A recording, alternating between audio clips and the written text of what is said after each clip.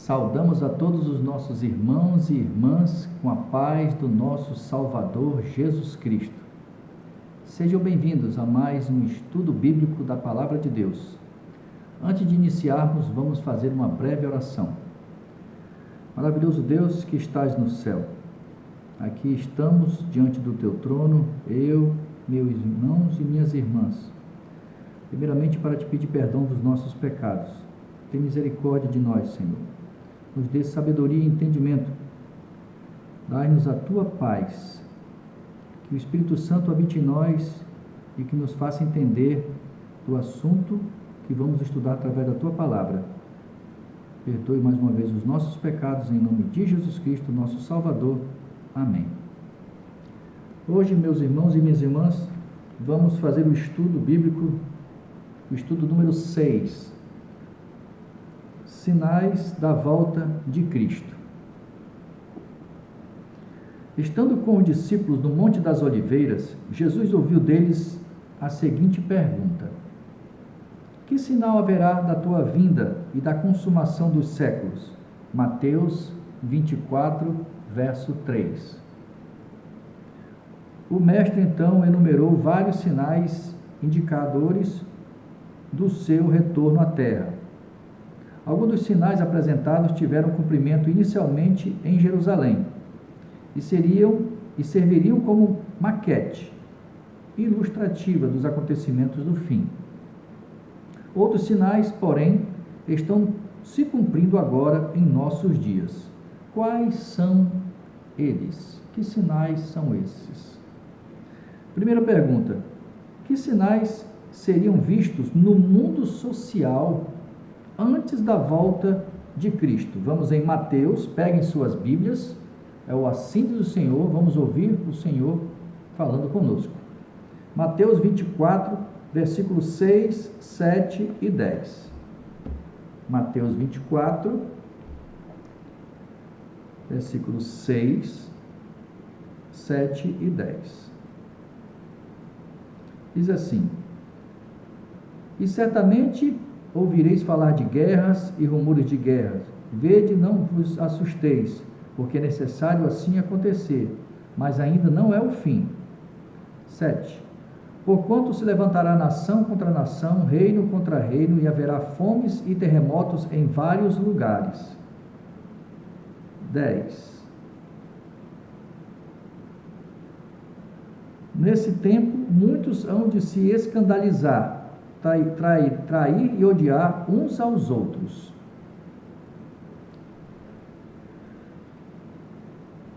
Esses sinais têm se cumprindo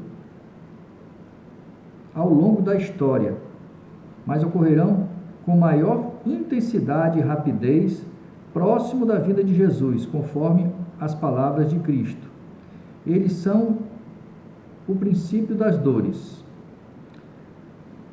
À medida que o fim se aproxima e se intensifica o conflito entre as forças divinas e as satânicas, eventos catastróficos se tornam mais severos e frequentes. Guerras, desastres naturais e desigualdades sociais têm se evoluindo. A intensidade com que todos esses eventos têm acontecido apontam para a proximidade da volta de Cristo.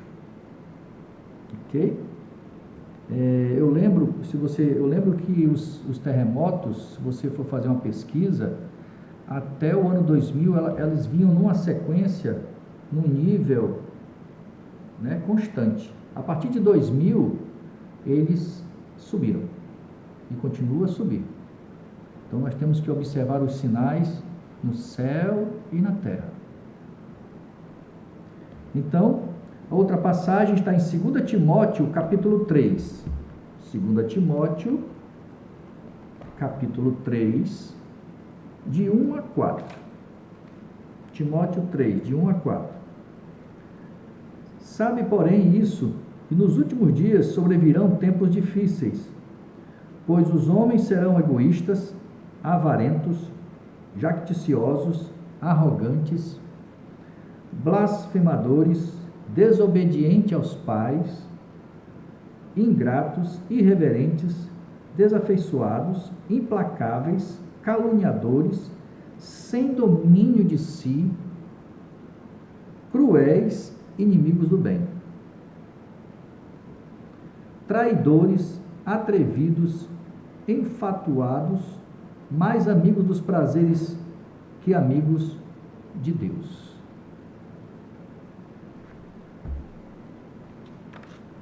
Então, a resposta do que sinais seriam vistos no mundo social antes da volta de Cristo: ouvireis falar de guerras e rumores de guerra, nação contra nação, e haverá fome em vários lugares.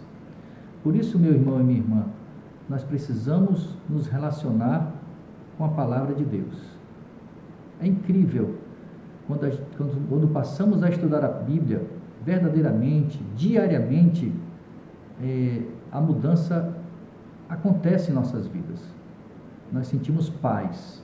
Você, meu irmão, minha irmã, que está passando por problemas, todos nós temos problemas, se relacione com Deus. A nossa luta é espiritual, meu irmão, minha irmã. São espíritos que nos usam como maquetes, como marionetes, e nós nem sabemos, assim como Pedro foi usado quando Jesus falou que tinha que passar pela morte da cruz, e ele nem percebeu. A segunda questão diz assim: que 3 grandes sinais no mundo natural indicam a proximidade da volta de Jesus? Vamos lá novamente para Mateus. Mateus 24, ainda Novo Testamento. Mateus 24,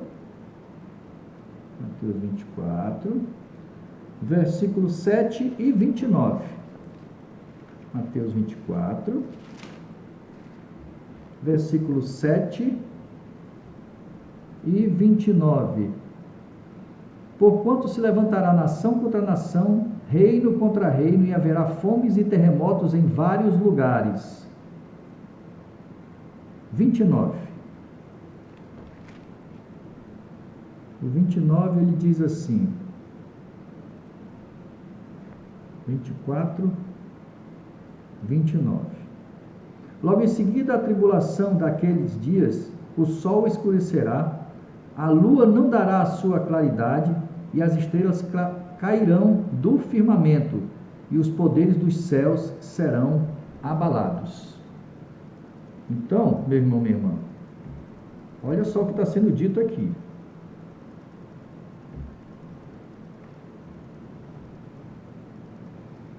Que 3 grandes sinais no mundo natural indicam a proximidade da volta de Jesus. Primeiro, terremotos.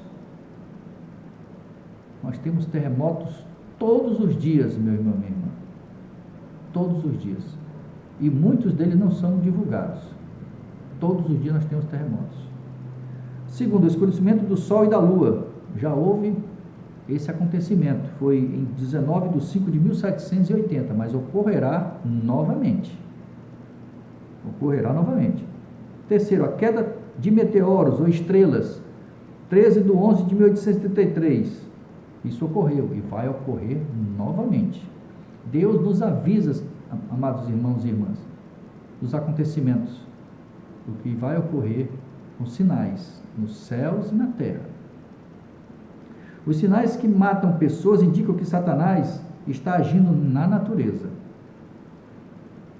Então vamos ficar ligados, atentos, né?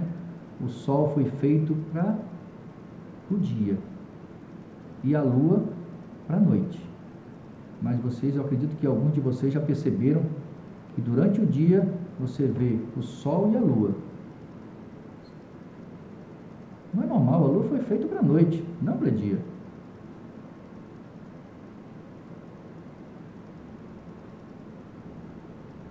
Terceira pergunta: que sinais seriam vistos no mundo religioso antes da volta de Cristo? De novo, Mateus 24, versículo 4, 5, 11 e 24. Mateus 24, 4.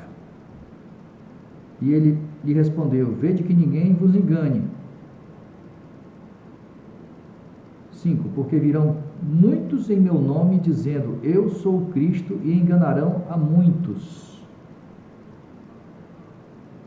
11. Levantar-se-ão muitos falsos profetas e enganarão a muitos. 24. Porque surgirão falsos cristos e falsos profetas, operando grandes sinais e prodígios para enganar, se possível, os próprios eleitos. Meu irmão, minha irmã, é por isso que nós temos que estudar a palavra de Deus. Se nós estudarmos a palavra de Deus, nós saberemos quem são os falsos e os verdadeiros profetas. Não tem como eu e você sermos enganados. Impossível. Por isso que Deus diz assim, se possível fosse, enganaria até os eleitos, ou em outras versões, os escolhidos. Mas não é possível. Porque nós estudamos, nós conhecemos, sabemos quem são os verdadeiros profetas. Sabemos quem são os falsos profetas. Porque o que eles dizem, o que eles fazem, não bate com a palavra de Deus. Então, que sinais seriam vistos no mundo religioso antes da volta de Cristo? Haverá falsos cristos e falsos profetas. O engano será baseado em sinais e prodígios. A iniquidade será multiplicada. Isso está em Mateus 24, 11 e 1 João 3, 4. Então, qual é o motivo dos falsos profetas ao pregarem a Bíblia? Vamos ver? 2 Pedro 2, de 1 a 3. 2 Pedro, perto de Apocalipse. 2 Pedro.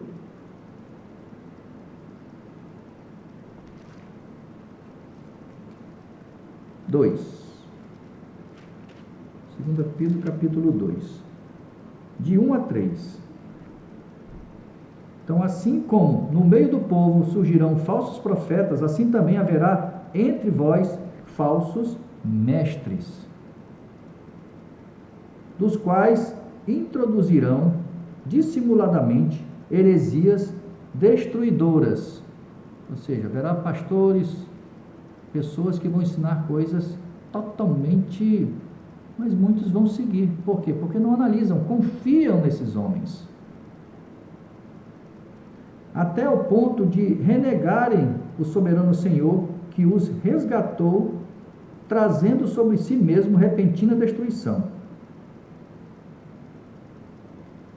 E muitos seguirão as suas práticas libertinas, e por causa deles serão infamado o caminho da verdade. Também movidos por avareza farão comércio de vós, com palavras fictícias. Para eles o juízo lavrado há longo tempo não tarda, e a sua destruição não dorme. E consequentemente, essas pessoas que seguem esses falsos mestres, esses falsos pastores, terão o mesmo caminho deles.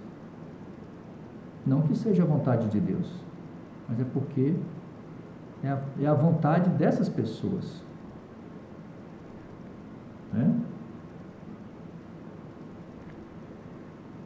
Então, haverá falsos, qual é a motivação dos falsos profetas ao pregarem a Bíblia?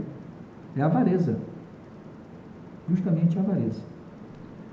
O que atrai essas pessoas a esses falsos líderes?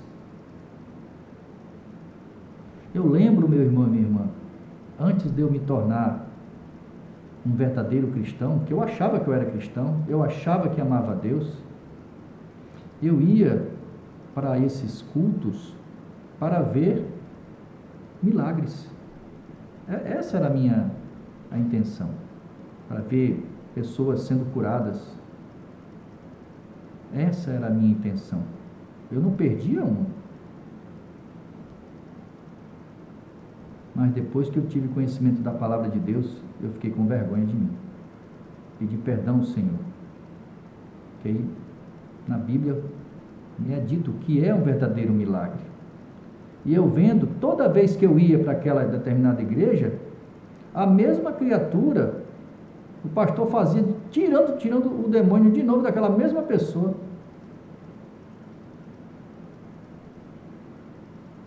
E era pulando, era aquele barulho doido. E a Bíblia fala sobre a questão do barulho.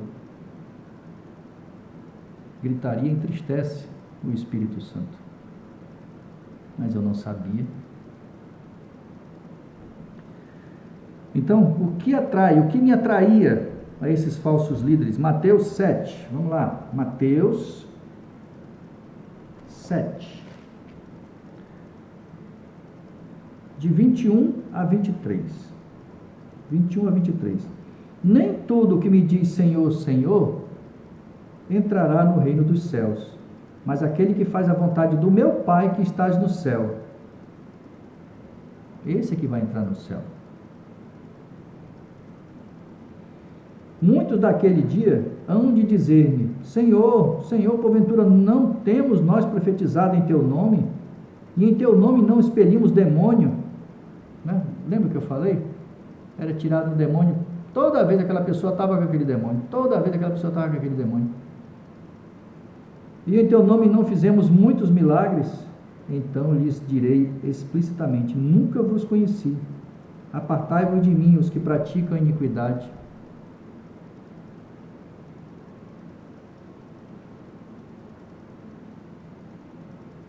E eu estava lá. Muitas vezes eu estive lá. Então, o que atrai essas pessoas a esses falsos líderes? A amizade. Ah, eu gosto dele, é minha amiga. A pastora é minha amiga, ela me ama. A doutrina sem base bíblica, totalmente, sem base nenhuma, totalmente distorcendo a palavra de Deus. Sinais e prodígios e curas.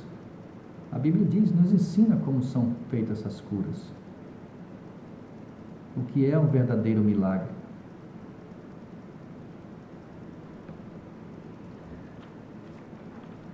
Quarta pergunta. Além desses, que importante sinal foi mencionado por Cristo? Mateus 24, 14. Mateus, capítulo 24,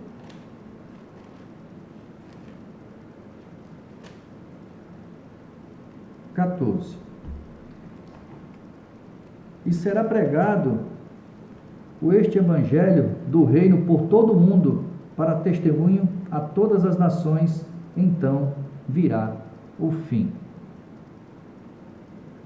É isso que eu tenho que fazer, meu irmão, você também. Pregue a palavra. Se você não sabe pregar, assim como eu também não sabia, estude.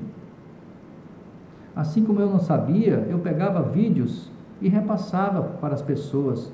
Eu fazia uma filtragem dos melhores vídeos que batiam com assim diz o Senhor, e eu passava para as pessoas. Isso é evangelizar. E Deus com certeza estava se agradando do que eu estava fazendo. Mas Deus tocou meu coração. Eu te dei entendimento. Vai. Fala a verdade para eles também. É isso que nós temos que fazer.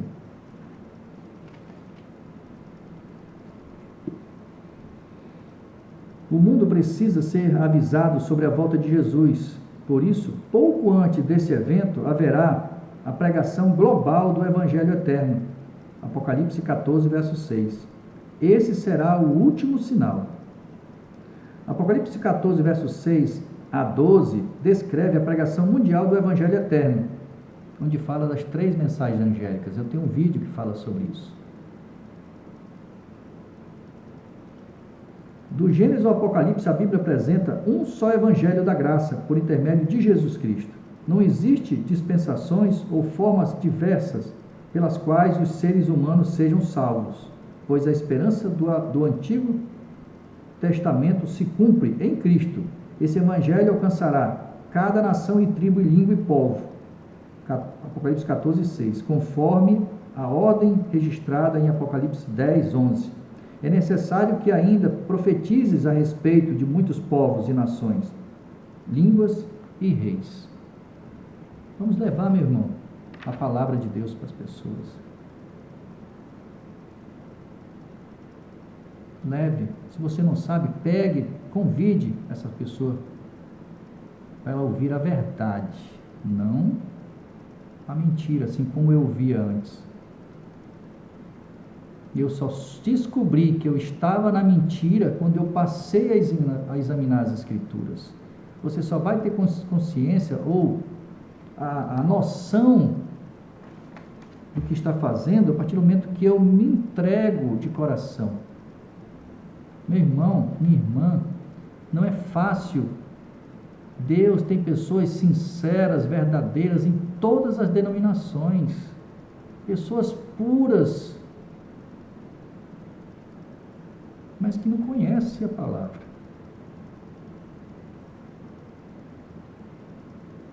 Pessoas puras. Eu tenho pessoas que eu amo, que estão nessas outras denominações, mas eu não posso forçá-las a sair. Eu não posso. Eu só posso orar por elas. Só isso que eu estou fazendo. Porque Deus não quer nada forçado. Só vai estar no céu, meu irmão e minha irmã, aquele que quer estar lá. Ninguém estará lá forçado. Examine as Escrituras, meu irmão.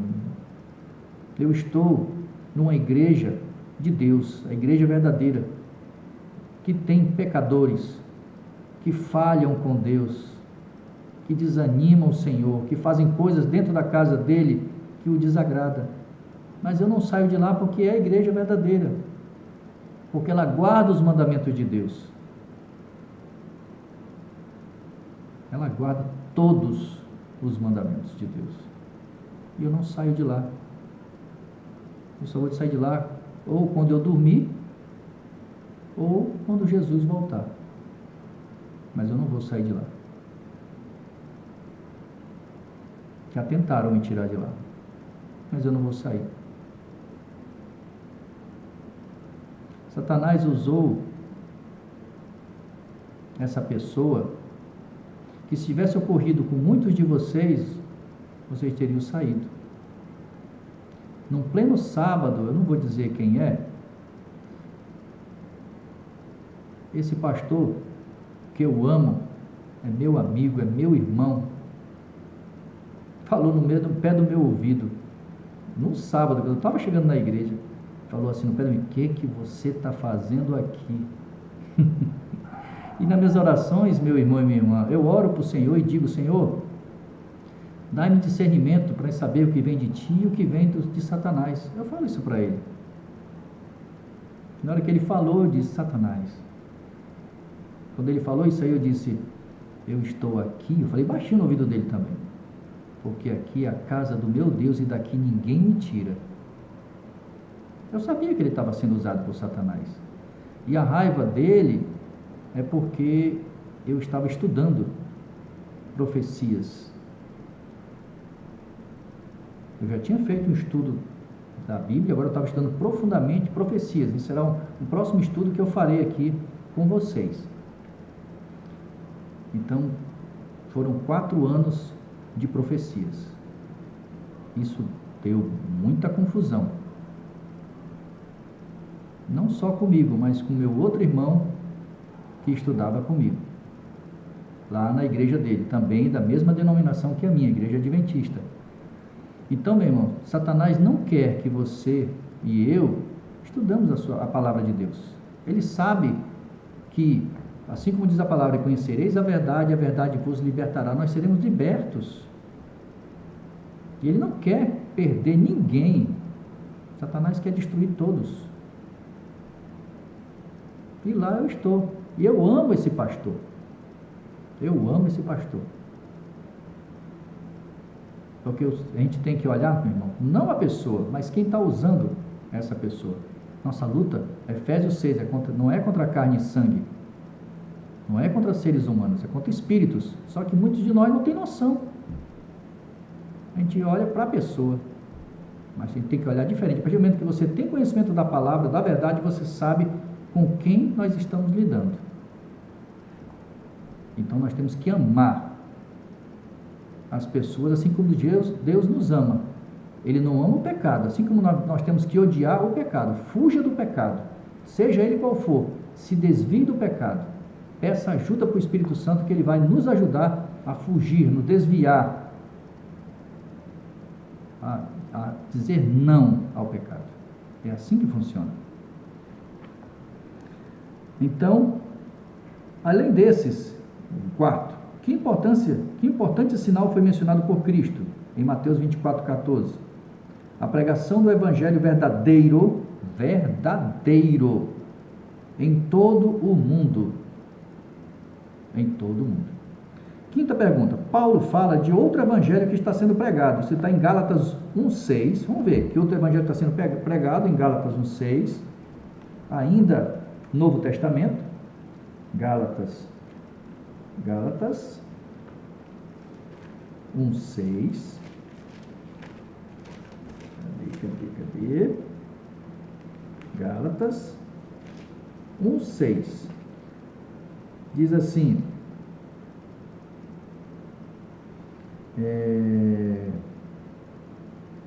Gálatas 1:6. Admira-me que estejas passando tão depressa daquele que vos chamou na graça de Cristo para outro evangelho. Vamos lá. Gálatas 1:6. O que fazer para não ser enganado? 1 João 4:1. Perto do Apocalipse. 1 João 4:1. O que fazer? O que eu tenho que fazer para não ser enganado? Amados, não deis crédito a qualquer espírito, antes provai se os espíritos se procedem de Deus, porque muitos falsos profetas têm saído pelo mundo afora. Então nós temos que provar. Como é que eu provo? Ver se está batendo, meu irmão, minha irmã. Se está batendo com a palavra de Deus. Temos que conferir. O que ele está dizendo não bate. O que ele está fazendo não bate. A forma que a igreja está sendo conduzida não bate. Então tem várias formas. Deus nos mostra o que está ocorrendo. Nós só precisamos ouvir a voz de Deus. Só isso.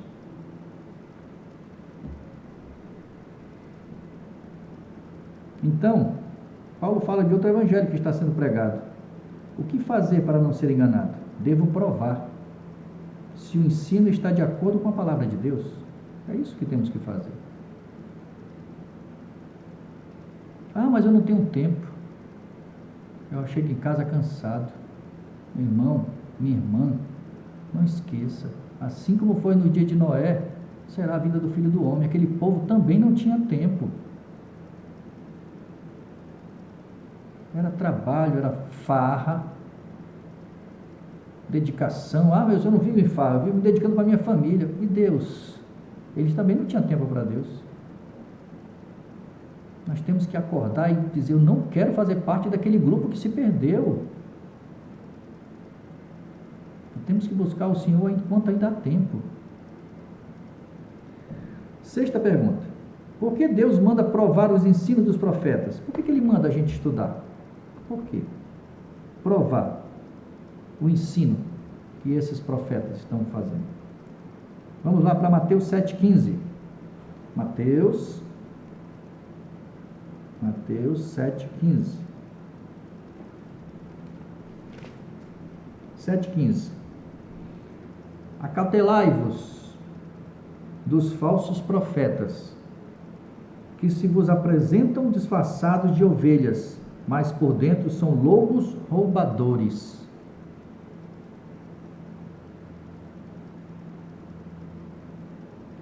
Para não sermos enganados diante de tantas religiões e denominações, que são mais de 44.000 diferentes, a Bíblia nos orienta a confirmar se os seus ensinos, se os ensinos desses profetas provêm de Deus ou não.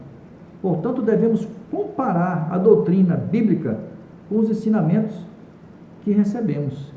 Porque assim, meu irmão, minha irmã, Satanás bota mentiras no meio de verdade.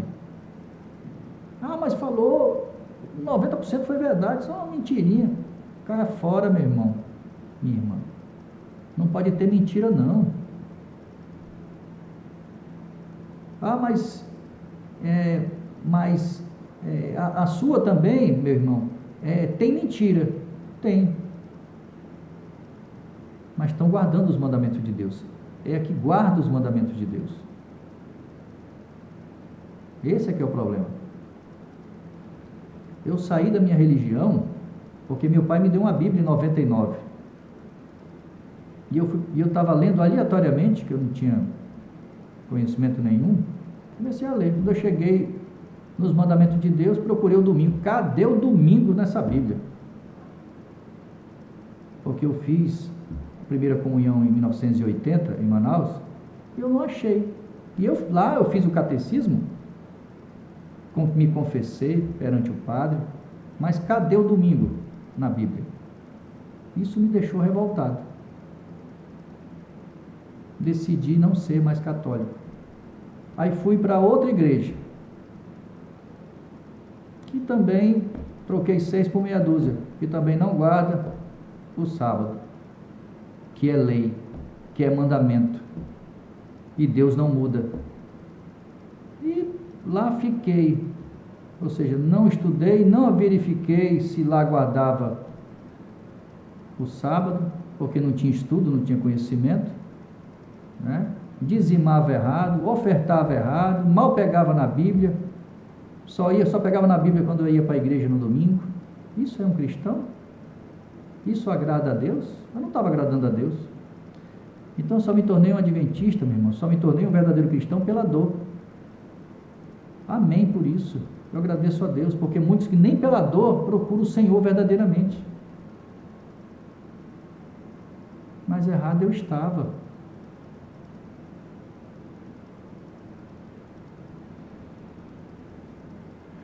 Portanto, devemos comparar a doutrina bíblica com os ensinamentos que recebemos.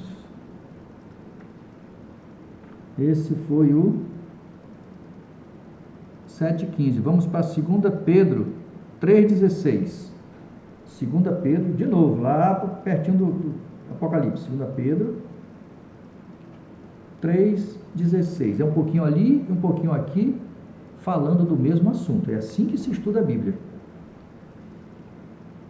2 Pedro 3,16. Ao falar acerca desses assuntos, como de fato costuma fazer em todas as suas epístolas, nas quais há certas coisas difíceis de entender, que os ignorantes e instáveis deturpam, ou seja, distorcem, como também as demais escrituras, para a própria destruição deles. Eu não posso distorcer o que está escrito. Está claro. Então, se eu distorço, é para a minha própria destruição. Então, por que Deus manda provar o ensino desses profetas, desses pastores? Vamos ver se ele está falando a verdade, meu irmão, minha irmã. Aí diz assim, porque o engano às vezes parece verdade. Para comprovar se o que é ensinado está de acordo com a Bíblia. É isso que devemos fazer. 7ª, como saber se uma doutrina é verdadeira? Como eu vou saber, meu irmão, minha irmã? Pergunta que você pode fazer para mim, né? Como é que eu sei, meu irmão Washington, se essa doutrina aqui onde eu estou é verdadeira? Deus tem a resposta, meu irmão, minha irmã. Vamos lá. João 7,17. João, não é 1 João, é João. João, antes de Atos, João 7,17. Diz assim: se alguém quiser fazer a vontade dele, conhecerá a respeito da doutrina, se ela é de Deus ou se eu falo de mim mesmo. Então eu tenho que verificar Se eu estou examinando, eu sei se essa pessoa está falando dele mesmo ou de Deus. Nós saberemos. Não tem como a gente não saber. Não tem. Uma doutrina bíblica verdadeira é permanente, absoluta e se aplica a todas as épocas e culturas, porque tem como a base a Bíblia toda. Tanto o Antigo quanto o Novo Testamento deve sustentar o verdadeiro ensino cristão. Ok? A outra passagem que nos ensina para saber se essa doutrina é verdadeira, Isaías 28:10. Isaías, Velho Testamento. Depois de Cânticos, Provérbio, Cânticos e Isaías. Isaías 28, verso 10. 28:10. 28:10 diz assim: porque é preceito sobre preceito, preceito e mais preceito, regras sobre regras, regras e mais regras, um pouco aqui e um pouco ali, falando do mesmo assunto. O Antigo e o Novo Testamento. São várias passagens que eles falam do mesmo assunto, eles se complementam, eles afirmam o assim diz o Senhor. Então nós temos que comparar passagens por passagens. Ok?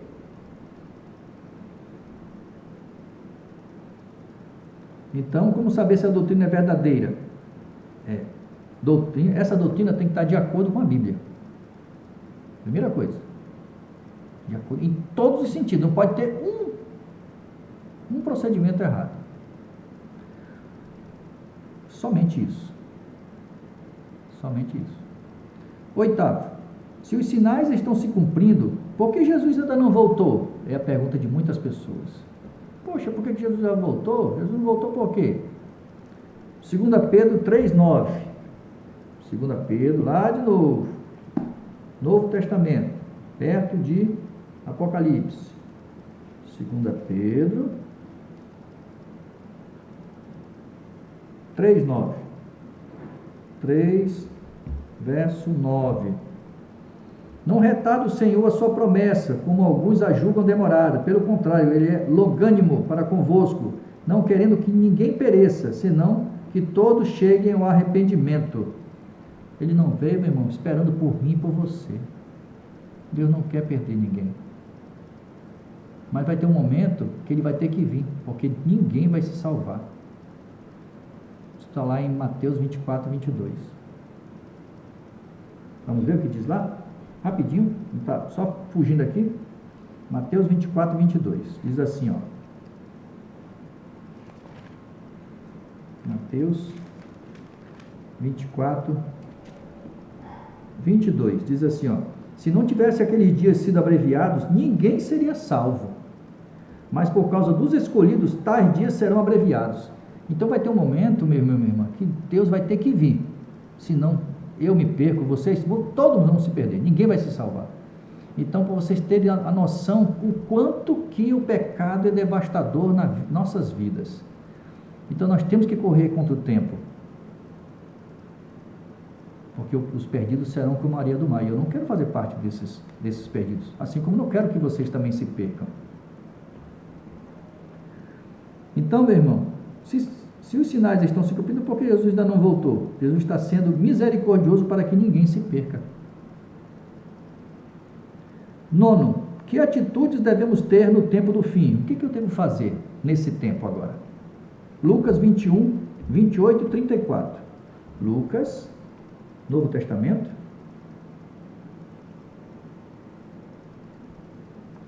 Lucas 21, versículo 28 e 34. Diz assim: ora, ao começarem estas coisas a suceder, exultai e erguei a vossa cabeça, porque a vossa redenção se aproxima. 34. Acautelai-vos por vós mesmos, para que nunca vos suceda que o vosso coração fique sobrecarregado com as consequências da orgia, da embriaguez e das preocupações deste mundo, e para que aquele dia não venha sobre vós repentinamente como laço. e seremos pegos de surpresa, porque eu não me preparei. Eu e você, se nós não nos prepararmos, nós seremos pegos, como o povo da época de Noé foram pegos. Eles nem esperavam, estavam dormindo, achavam que ainda tinham bastante tempo. Devemos olhar com esperança para a promessa da volta de Cristo, porque em breve ela se realizará. Por isso é necessário deixar as preocupações mundanas e voltar a olhar para as coisas eternas.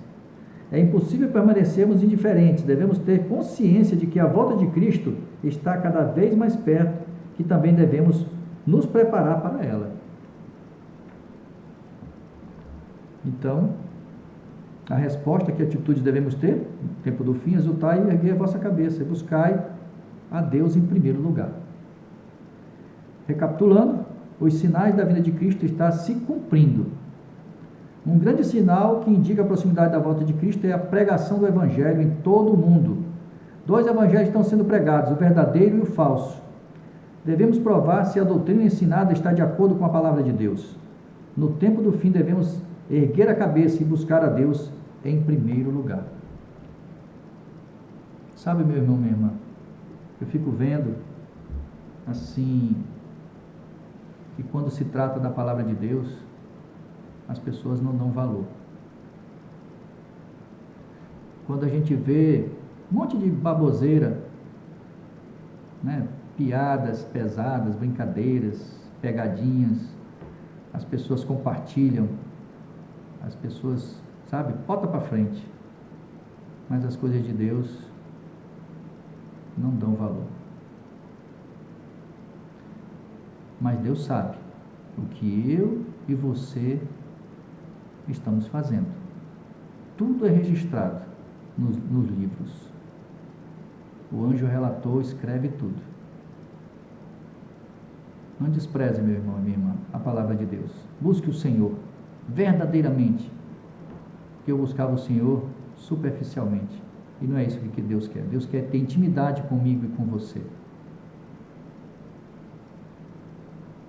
Que você possa buscar o Senhor, analisar, para saber se você está no lugar certo, se você está fazendo a coisa certa. Porque não vai ter ninguém no céu sem a sua estrela na sua coroa. Essas estrelas significam pessoas que você conquistou para Deus. Porque não vai estar ninguém no céu que não tenha levado a palavra dele. Ninguém. João, olha o que diz aqui, para encerrar, só para fechar com isso que eu estou dizendo, diz assim, a videira e os ramos. Eu sou a videira verdadeira, o meu Pai, isso é Jesus falando, Ele é a videira. Deus, o Pai, é o agricultor. Isso está em João capítulo 15, verso 1. Todo ramo, que somos nós, né? Deus é o agricultor, a videira é Jesus, e ramos somos nós. Então diz assim, todo ramo que estando em mim não der fruto, ele o corta. Preste atenção, meu irmão, nessa mensagem. E tudo que dá fruto limpa, para que produza mais frutos ainda. Quando eu dou fruto? Quando eu estudo, quando Deus vê mudança em mim, e quando eu começo a fazer discípulos para o Senhor, levar pessoas para o Senhor. Ah, Senhor, eu não sei, pegue e leve essas pessoas para receber estudo. Compartilhe vídeos, não precisa ser o meu, compartilhe, tem muitas pessoas boas falando a verdade, mas a maioria não está falando a verdade. Compartilhe os vídeos, você está evangelizando dessa forma. Vós já estáis limpos pela palavra que vos tenho falado. Então, quando nós aceitamos a palavra de Deus, nós estamos limpos. Eu aceito. Meu irmão, quando eu não não ando com Cristo, eu leio, releio, leio, falo e a pessoa não entende. A pessoa não compreende de tão afastada do Senhor que essa pessoa está. Permanecereis em mim e eu permanecerei em vós, Jesus falando. Como não pode o ramo produzir fruto de si mesmo, se não permanecer na videira? Eu não tenho como pregar a verdade, ou as pessoas verem em mim um verdadeiro cristão, se eu não estiver ligado a Cristo. Impossível. Quem está dizendo isso é Cristo. Assim nem vós o podeis dar, se não permaneceres em mim. Eu sou a videira, vós os ramos. Quem permanece em mim e eu nele, esse dá muito fruto. Eu e você vamos dar muito fruto, porque sem mim nada podeis fazer. Se alguém não permanecer em mim, será lançado fora, a semelhança do ramo, e secará. Nós vamos morrer, nós estaremos mortos. Quem está longe de Cristo está morto espiritualmente, e vamos secar. E o apanha, e lança ao fogo, e queima. Se permanecerdes em mim, e as minhas palavras permanecerem em vós, pedireis o que quiserdes, e vos será feito. Meu irmão,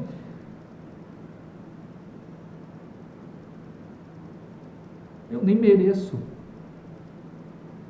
Deus já ouviu minhas orações diversas vezes. Eu nem mereço. Nisso é glorificado meu Pai, em que deis muito fruto, e assim vos tornareis meus discípulos. Como o Pai me amou, também eu vos amei. Permanecei no meu amor. Se guardardes os meus mandamentos, permaneceis no meu amor. Assim como também eu tenho guardado o mandamento do meu Pai, e no meu amor permaneço. Desculpa, meus irmãos, é porque me emociono, porque Deus tem feito coisas maravilhosas na minha vida, e eu não mereço. Eu não mereço. Eu quero que vocês tenham esse relacionamento verdadeiro. Estudem, pelo amor de Deus, a palavra de Deus. Estudem. Vocês vão ficar maravilhados quando Deus ouvir uma prece sua, uma oração sua, de imediato. Ele vai responder, só para que vocês saibam que Ele está te ouvindo. Ele já fez isso comigo diversas vezes, e eu não mereço, porque eu sou pecador. Eu nunca imaginei estar na situação que eu estou, mesmo pecador, mesmo com os meus problemas. Procure o Senhor, meu irmão, minha irmã. Tenham essa intimidade com Deus. Permitam que Deus entre no seu corpo, na sua mente. Deixe Ele agir na vida de vocês. Permita, meu irmão, minha irmã. Não endureça o vosso coração. Faz um teste com o Senhor. Deixe Ele mostrar para vocês quem Ele é, o que Ele é capaz de fazer. Pare de sofrer.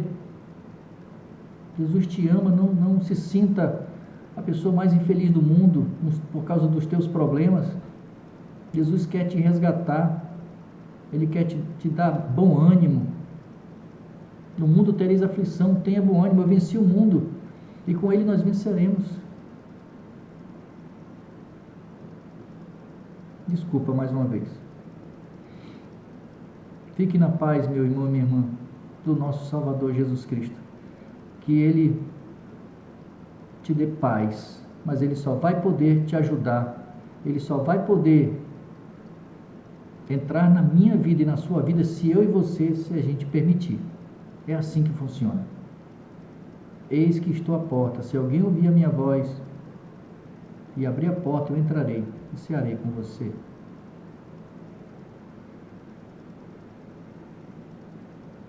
Que Deus te abençoe, meu irmão, minha irmã. Fique na paz do nosso Salvador Jesus Cristo. Amém.